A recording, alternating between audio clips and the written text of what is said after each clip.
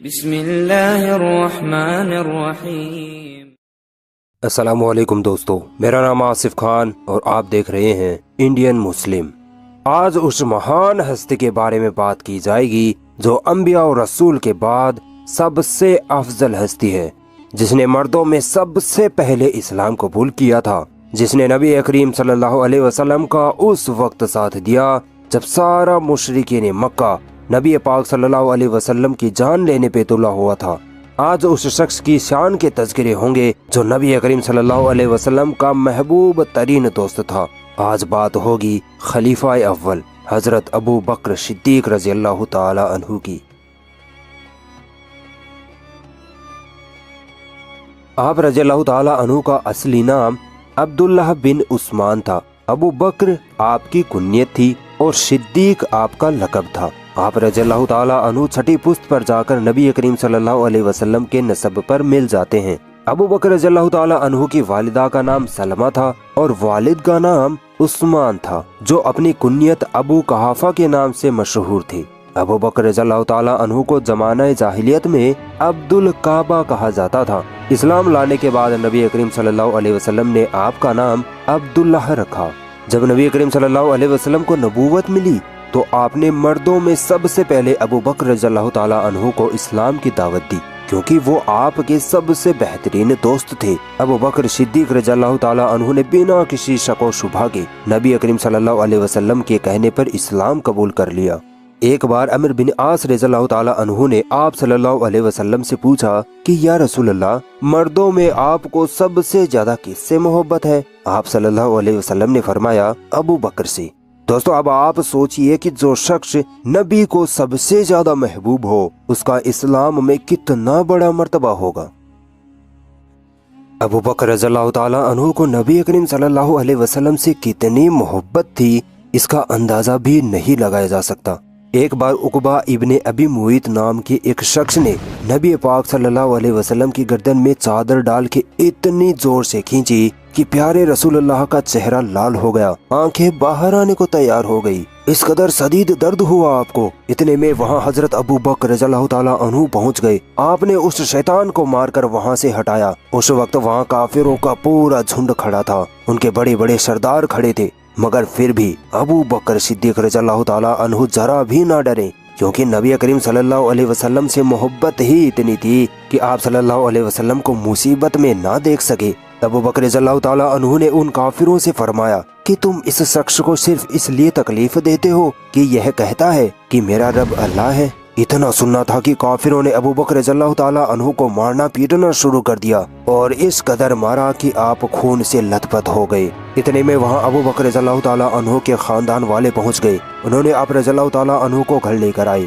گھر پہنچتے ہی ابو بکر رضی اللہ تعالیٰ عنہ نے پوچھا، میرے آقا محمد صلی اللہ علیہ وسلم کیسے ہیں؟ وہ کہاں پر ہیں؟ خاندان والے غصہ ہو کر بولے، ارے جس شخص کی وجہ سے تم کو اتنی مار پڑی، تم پھر اسی محمد کا سوال کرتے ہو؟ سارے خاندان والے وہاں سے اٹھ کر چلے گئے۔ ابو بکر رضی اللہ تعالیٰ عنہ کی والدہ نے کہا، بیٹا بہت زخمی ہو گئے ہو، کچھ کھا پی لو۔ ابو بکر رضی اللہ تعالیٰ عنہ نے کہا، اللہ کی قسم میں اس وقت تک نہ کھاؤں گا نہ پیوں گا جب تک محمد صلی اللہ علیہ وسلم کا دیدار نہ کر لوں۔ پھر آپ کی والدہ اور ایک عورت کے سہارے آپ نبی کریم صلی اللہ علیہ وسلم کے یہاں پہنچے۔ پیارے نبی کا دیدار کرنے کے بعد دل کو سکون ملا۔ ارے کہیں دیکھی ہے ایسی محبت؟ ارے ابو بکر رضی اللہ تعالیٰ عنہ کے بارے میں کیا بتاؤں، یہ تو وہ شخصیت تھی جو مسلمان ہونے کے بعد تو کیا، مسلمان ہونے سے پہلے ہی نہ کبھی شراب کو ہاتھ لگایا، نہ کبھی زنا کاری کی اور نہ ہی کبھی جھوٹ بولا، یہاں تک کہ مکہ کے بتوں کی بھی کبھی پوجا نہ کی، حالانکہ یہ ساری چیزیں اس وقت مکہ میں عام تھی۔ ایک بار عمر رضی اللہ تعالیٰ عنہ جنگ تبوک کے چندے کا ذکر کرتے ہوئے فرمانے لگے کہ نبی کریم صلی اللہ علیہ وسلم نے جب ہمیں مال صدقہ کرنے کو کہا تو میں نے سوچا آج موقع ہے، میں ابو بکر سے مال صدقہ کرنے میں آگے نکل جاؤں گا، اور میں نے پکا ارادہ کیا کہ اپنے مال کا آدھا حصہ نبی کریم صلی اللہ علیہ وسلم کے قدموں میں رکھ دوں گا۔ اس کے بعد جب نبی کریم صلی اللہ علیہ وسلم نے مجھ سے پوچھا کہ عمر کیا لائے ہو، تو میں نے کہا یا رسول اللہ آدھا مال آپ کی خدمت میں حاضر ہے۔ آپ صلی اللہ علیہ وسلم نے فرمایا کہ اپنے بال بچوں کے لیے کیا چھوڑا، تو میں نے فرمایا باقی آدھا مال۔ اتنے میں ابو بکر رضی اللہ تعالیٰ عنہ اپنا سارا مال لیے ہوئے وہاں پہنچ گئے۔ نبی کریم صلی اللہ علیہ وسلم نے ان سے بھی وہی سوال کیا، اے ابو بکر کیا لائے ہو؟ ابو بکر رضی اللہ تعالیٰ عنہ نے فرمایا، یا رسول اللہ، اللہ کی راہ میں یہ ساری مال و دولت اٹھا لایا ہوں۔ آپ صلی اللہ علیہ وسلم نے پھر پوچھا، اپنے گھر پر کیا چھوڑ کر آئے ہو؟ ابو بکر رضی اللہ تعالیٰ عنہ نے کہا، گھر پر اللہ اور اس کے رسول کو چھوڑ کر آیا ہوں۔ عمر رضی اللہ تعالیٰ عنہ حیران ہو گئے اور کہا کہ میں ابو بکر سے نیکیوں میں کبھی آگے نہیں بڑھ پاؤں گا۔ غور کریے، صحاباؤں میں کمپٹیشن کس چیز کے لیے تھا؟ نیکیوں کے لیے۔ اور ہمارا حال یہ ہے کہ ہمیں جو انسان جتنا زیادہ گناہ کرتا ہے وہ ہمارے نزدیک اتنا ہی بڑھیا ہوتا ہے۔ ابو بکر رضی اللہ تعالیٰ عنہ کا اللہ کی راہ میں اس طرح مال خرچ کرنا نبی کریم صلی اللہ علیہ وسلم کو اتنا پسند آیا کہ آپ صلی اللہ علیہ وسلم نے فرمایا کہ جتنا مجھے ابو بکر کے مال سے نفع پہنچا ہے اتنا کسی کے مال سے نہیں پہنچا۔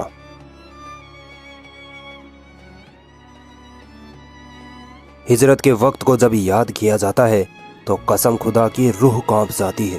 جب مکہ کے کافروں نے مسلمانوں پر ظلم و ستم کی حدیں پار کر ڈالی تو آپ صلی اللہ علیہ وسلم نے مجبور ہو کر سبھی مسلمانوں کو مکہ چھوڑ کر مدینے کی طرف ہجرت کا حکم دیا۔ سبھی مسلمان اپنا گھر بار چھوڑ کر مدینہ چلے گئے، مگر خود نبی صلی اللہ علیہ وسلم، ابو بکر اور علی رضی اللہ تعالیٰ عنہ وہیں مکہ میں ہی رہ گئے۔ جب کافروں کو پتہ لگا کہ محمد صلی اللہ علیہ وسلم اکیلے ہیں تو ان کافروں نے نبی کریم صلی اللہ علیہ وسلم کو قتل کرنے کی سازش رچی۔ سوچا رات کو محمد پر حملہ کر کے اس کو شہید کر دیں گے، مگر ایسا ہو نہ سکا۔ بعد میں اللہ کی وحی کے مطابق آپ کو بھی ہجرت کا حکم ہوا۔ کافروں نے آپ صلی اللہ علیہ وسلم کے گھر کو گھیر لیا تھا، مگر اسی رات نبی کریم صلی اللہ علیہ وسلم کافروں کے سامنے سے ایسے نکلے کہ ان کو دکھائی تک نہیں دیے۔ ابو بکر رضی اللہ تعالیٰ عنہ نبی کریم صلی اللہ علیہ وسلم کے ساتھ تھے۔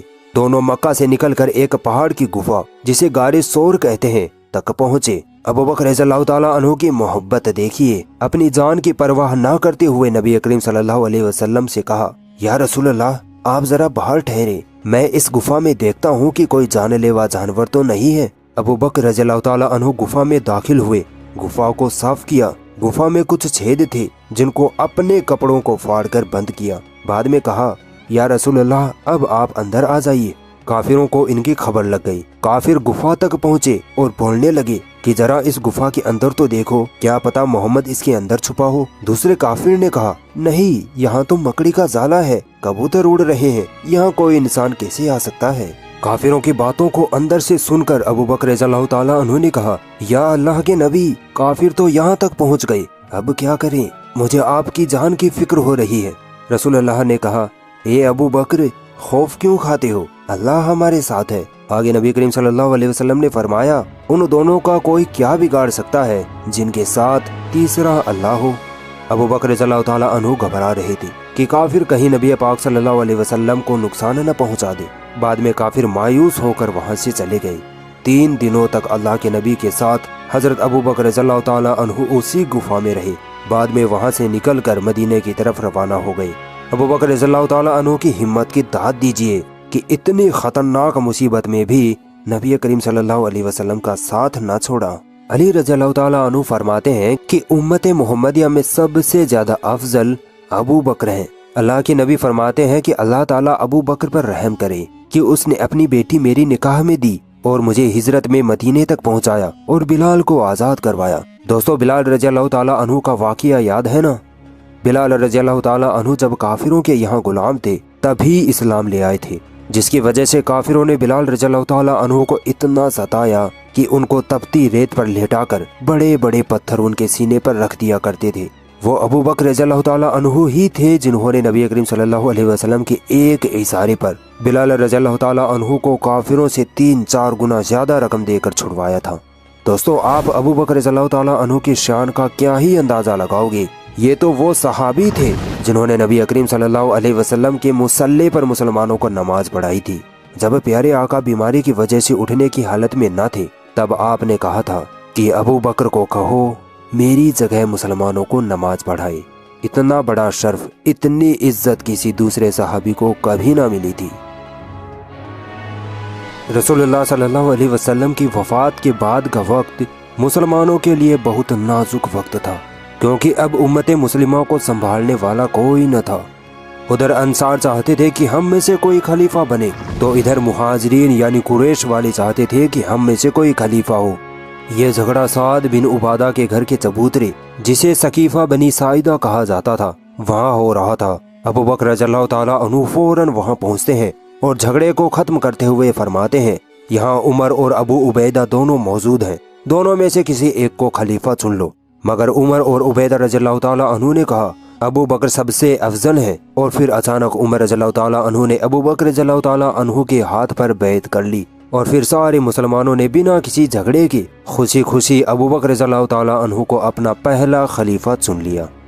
پھر اگلے دن آپ رضی اللہ تعالیٰ عنہ نے مسجد نبوی میں کھڑے ہو کر خطبہ دیا اور فرمایا، اے مسلمانوں، میں تمہارا سردار بنایا گیا ہوں، حالانکہ میں تم سے بہتر نہیں ہوں، بس اگر میں نیکی کروں تو تم میرا ساتھ دینا، اور اگر میں غلط کام کروں تو تم مجھے صحیح کر دینا۔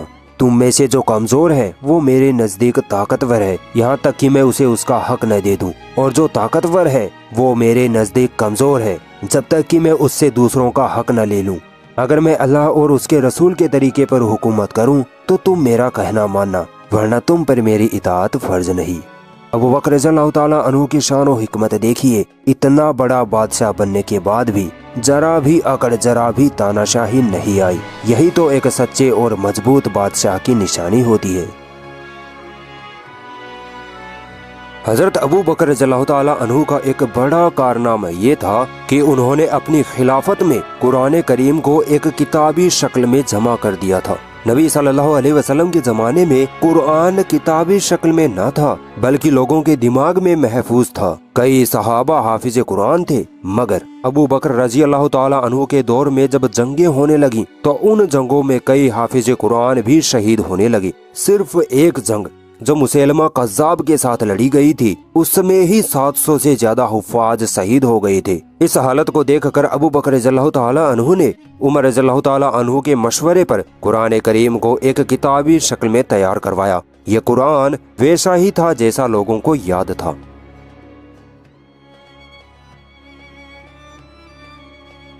خلیفہ بننے کے بعد ابو بکر رضی اللہ تعالیٰ عنہ پر مانو چنوتیوں کے پہاڑ ٹوٹ پڑے۔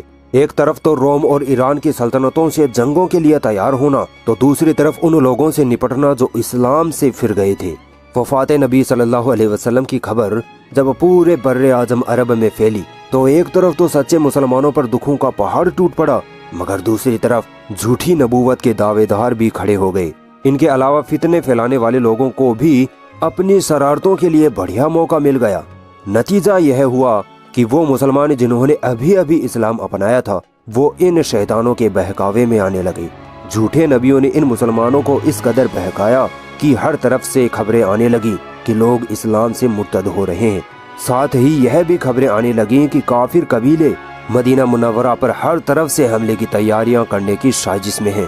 خلافت کے پہلے دنوں میں ہی اتنی بڑی بڑی مصیبتوں کے بعد بھی ابو بکر رضی اللہ تعالیٰ عنہ ذرا بھی نہ گھبرائے۔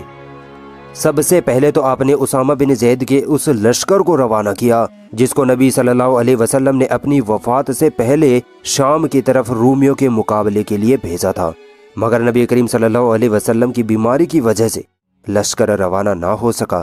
اب جب ابو بکر رضی اللہ تعالیٰ عنہ نے اس فوج کو رومیوں سے جنگ کے لیے روانہ کرنا چاہا تو صحابہ کرام نے ابو بکر رضی اللہ تعالیٰ عنہ سے کہا کہ ہمارے حالات بہت خراب ہیں، ہر طرف سے دشمن گھیرا ڈالے بیٹھے ہیں، اور ابھی اسامہ بن زید 17 سال کے ہی تو ہیں، ان کو ابھی جنگ کا زیادہ تجربہ بھی نہیں ہے۔ ابو بکر صدیق رضی اللہ تعالیٰ عنہ کی ہمت، حوصلے اور نبی صلی اللہ علیہ وسلم کے حکم سے محبت دیکھیے۔ انہوں نے سب صحاباؤں کو کہا، اگر مجھے یہ یقین بھی دلا دیا جائے کہ اس لشکر کے روانہ ہونے کے بعد مدینے میں مجھے درندے اکیلے پا کر چیر پھاڑ دیں گے، تب بھی میں اس لشکر کو نہیں روکوں گا۔ ارے جس لشکر کو نبی پاک صلی اللہ علیہ وسلم نے تیار کر کے روانہ کیا تھا، اس لشکر کو میں کیسے روک سکتا ہوں؟ چنانچہ آپ رضی اللہ تعالیٰ عنہ نے اسامہ بن زید کے لشکر کو جنگ کے لیے روانہ کیا، اور کمال دیکھیے، ایک 17 سال کے سپہ سالار کے انڈر میں یہ لشکر رومیوں کو شکست دے کر واپس آ گیا۔ عام طور پر لوگ سوچتے ہیں کہ رسول اللہ صلی اللہ علیہ وسلم کی وفات کے بعد مکہ، مدینہ اور طائف، ان تینوں شہروں کے علاوہ سارے عرب کے مسلمان مرتد ہو گئے تھے اور اللہ کو چھوڑ کر بتوں کی پوجا کرنے لگے۔ حالانکہ ایسا نہیں تھا۔ نبی صلی اللہ علیہ وسلم کی وفات کے بعد کچھ شیطان لوگ اٹھ کھڑے ہوئے اور نبی ہونے کا جھوٹا دعویٰ کرنے لگے، جن میں سب سے بڑا جھوٹا مسیلمہ کذاب تھا۔ حالانکہ یہ جھوٹے نبی نماز پڑھتے تھے، اللہ کی عبادت بھی کرتے تھے، مگر مال و دولت، شان و شوکت کے لیے انہوں نے نبی ہونے کا جھوٹا دعویٰ کر ڈالا۔ دوسری طرف اسلام میں نبی کریم صلی اللہ علیہ وسلم کے زمانے سے ہی زکوٰۃ دینے کو فرض قرار دیا گیا تھا۔ زکوٰۃ ایک ٹیکس تھا جو مالدار لوگوں سے لے کر غریبوں میں بانٹا جاتا تھا، مگر نبی صلی اللہ علیہ وسلم کی وفات کے بعد جو مالدار لوگ تھے وہ سرکشی پر اتر آئے، کہنے لگے کہ ہم آزاد رہیں گے، ہم اپنا مال ان غریبوں کو نہیں دیں گے۔ ان لوگوں نے زکوٰۃ دینے سے انکار کر دیا۔ یہ وہی لوگ تھے جو نئے نئے مسلمان بنے تھے، ابھی انہوں نے اسلام کو صحیح سے سمجھا بھی نہیں تھا۔ یہ چونکہ ایک سرکشی تھی، لہٰذا ان لوگوں کے بہکاوے میں کئی اور مسلمان بھی آنے لگے اور دھیرے دھیرے چھوٹے موٹے قبیلے بھی زکوٰۃ دینے سے انکار کرنے لگے اور جنگ کرنے کی دھمکیاں دینے لگے۔ ادھر جو جھوٹے نبی بنے بیٹھے تھے، مسیلمہ اور طویل وغیرہ، ان شیطانوں نے ان زکوٰۃ نہ دینے والے لوگوں کو اپنے پالے میں لینا شروع کر دیا۔ دیکھتے ہی دیکھتے یہ فتنہ پورے عرب میں پھیل گیا۔ یہ فتنہ اسلام اور ابوبکر رضی اللہ تعالیٰ عنہ کے لیے بہت بڑا خطرہ بن چکا تھا، اور اس خطرے کو جڑ سے ہی ختم کرنا ہی اسلام اور مسلمانوں کی حفاظت کا راستہ تھا۔ لہٰذا مرتدین یعنی زکوٰۃ سے انکار کرنے والے سردار اکٹھا ہو کر ابوبکر رضی اللہ تعالیٰ عنہ کے پاس آئے اور بولے کہ ہم نماز تو پڑھتے ہیں مگر زکوٰۃ نہیں دیں گے۔ ابوبکر صدیق رضی اللہ تعالیٰ عنہ نے منہ توڑ جواب دیتے ہوئے فرمایا کہ اللہ کی قسم، اگر زکوٰۃ کا ایک جانور یا ایک دانہ بھی کوئی قبیلہ نہیں دے گا تو میں اس کے ساتھ جنگ کروں گا۔ صدیق اکبر کا یہ جواب سن کر مرتدین لوگ ہکے بکے رہ گئے اور اپنے اپنے قبیلے واپس لوٹ کر جنگ کی سازشوں میں جٹ گئے۔ آپ سوچئے، اگر ابوبکر رضی اللہ تعالیٰ عنہ ان لوگوں کو زکوٰۃ نہ دینے کی اجازت دے دیتے تو یہ زکوٰۃ کا فتنہ اور زیادہ بڑھ جاتا اور یہ لوگ آگے چل کر روزے کا انکار کرتے، پھر نماز پڑھنا چھوڑ دیتے اور پھر یہ اسلام چھوڑ کر بتوں کی عبادت میں لگ جاتے۔ مگر قربان جائیے ابوبکر رضی اللہ تعالیٰ عنہ کی حکمت پر، آپ نے رسول اللہ کی اتباع اور اطاعت کو سب سے اوپر رکھا۔ کچھ دنوں کے بعد خبر ملی کہ مرتدین قبیلوں نے مدینہ کو چاروں طرف سے گھیر لیا ہے اور حملہ کرنے والے ہیں۔ فوراً ابوبکر رضی اللہ تعالیٰ عنہ نے مدینہ منورہ میں موجود مسلمانوں کو جنگ کے لیے تیار کیا۔ سارے مسلمان مسجد نبوی میں جمع ہو گئے۔ مرتدین کے قبیلے ابس اور جبان نے مسلمانوں پر حملہ کر دیا۔ ان مرتدین کو علی، زبیر، طلحہ اور ابن مسعود رضی اللہ تعالیٰ عنہ نے مدینے کے باہر ہی روک لیا اور پلٹ وار کر کے واپس بھگا دیا۔ چاروں طرف سے مرتدین مدینے پر حملہ ور ہو گئے۔ حالات بد سے بدتر ہونے لگے۔ یہ حالت دیکھ کر ابوبکر رضی اللہ تعالیٰ عنہ خود مدینے سے باہر نکلے اور دشمنوں پر حملہ کرنے لگے۔ ابوبکر رضی اللہ تعالیٰ عنہ کو دیکھ دشمن تھر تھر کانپنے لگے۔ کچھ گھنٹوں کی خونریز جنگ کے بعد مرتدین کی شکست ہوئی اور وہ پیٹھ دکھا کر بھاگ کھڑے ہوئے۔ اس جنگ میں جو مال غنیمت مسلمانوں کے ہاتھ لگا تھا اسے ابوبکر رضی اللہ تعالیٰ عنہ نے نعمان بن مقرین رضی اللہ تعالیٰ عنہ کے ساتھ مدینہ بھیجا اور خود دشمنوں کا پیچھا کرتے ہوئے آگے بڑھتے چلے گئے۔ ادھر دشمنوں کے ایک قبیلے نے مدینہ منورہ پر پھر سے حملہ کر دیا اور مال غنیمت کو چرا لے گئے اور کچھ مسلمانوں کو شہید کر دیا۔ جب صدیق اکبر واپس مدینہ لوٹے تو یہ معاملہ سن کر بہت غصہ ہوئے اور قسم کھائی کہ مرتدین نے جتنے مسلمانوں کو شہید کیا ہے اتنے ہی مرتدین کو قتل نہ کر دوں تو چین سے نہیں بیٹھوں گا۔ پھر ایک نہایت ہی خطرناک بڑی جنگ ہوتی ہے۔ مسلمان مرتدین کو شکست دیتے ہیں، مسلمان جنگ جیت جاتے ہیں۔ مرتدین کے بچے ہوئے لوگوں کو پھر سے اسلام کی دعوت دی جاتی ہے، ان کو پھر سے اسلام سمجھایا جاتا ہے اور وہ لوگ خوشی خوشی مسلمان بن جاتے ہیں۔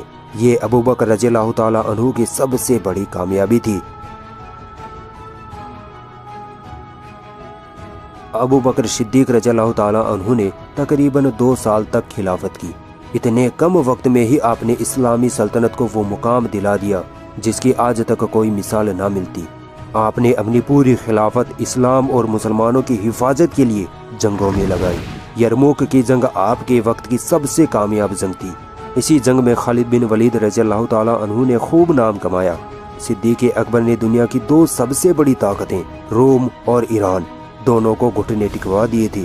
آپ رضی اللہ تعالیٰ عنہ کی دلیری اور سمجھداری کی وجہ سے ہی اسلام سے مرتد ہوئے لوگ پھر سے اسلام میں داخل ہوئے۔ مدینہ اور مکہ پر حملہ کرنے والوں کو آپ ہی نے شکست دے کر کھدیڑا تھا۔ ارے آپ تو وہ خلیفہ تھے جس نے کبھی مال و دولت اکٹھی نہ کی بلکہ ایک غریب کی طرح رہے۔ جمادی الثانی شروع مہینہ سن 12 ہجری میں ابو بکر رضی اللہ تعالیٰ عنہ کو تیز بخار چڑھا۔ 15 دن برابر شدت سے بخار رہا۔ جب آپ رضی اللہ تعالیٰ عنہ کو یقین ہو گیا کہ اب آخری وقت آ پہنچا ہے تو آپ نے ایک ایک کر کے سبھی بڑے صحاباؤں کو بلایا اور پوچھا، میرے بعد خلافت کے لیے عمر کی بابت تمہارا کیا خیال ہے؟ سبھی صحابہ نے خوشی خوشی عمر رضی اللہ تعالیٰ عنہ کو خلیفہ بنانے پر حامی بھر دی۔ 22 اور 23 جمادی الثانی کی درمیانی رات میں مغرب کے بعد 63 سال کی عمر میں آپ رضی اللہ تعالیٰ عنہ کا انتقال ہو گیا۔ اگر یہ ویڈیو آپ کو پسند آئی تو اس ویڈیو کو لائک ضرور کریں، اور بھی ایسی انٹرسٹنگ ویڈیوز دیکھنے کے لیے ہمارا چینل سبسکرائب ضرور کریں اور اس گھنٹی کو بھی دبائیں تاکہ جب بھی ہم کوئی نئی ویڈیو ڈالیں تو اس کا نوٹیفیکیشن آپ تک سب سے پہلے پہنچ جائے۔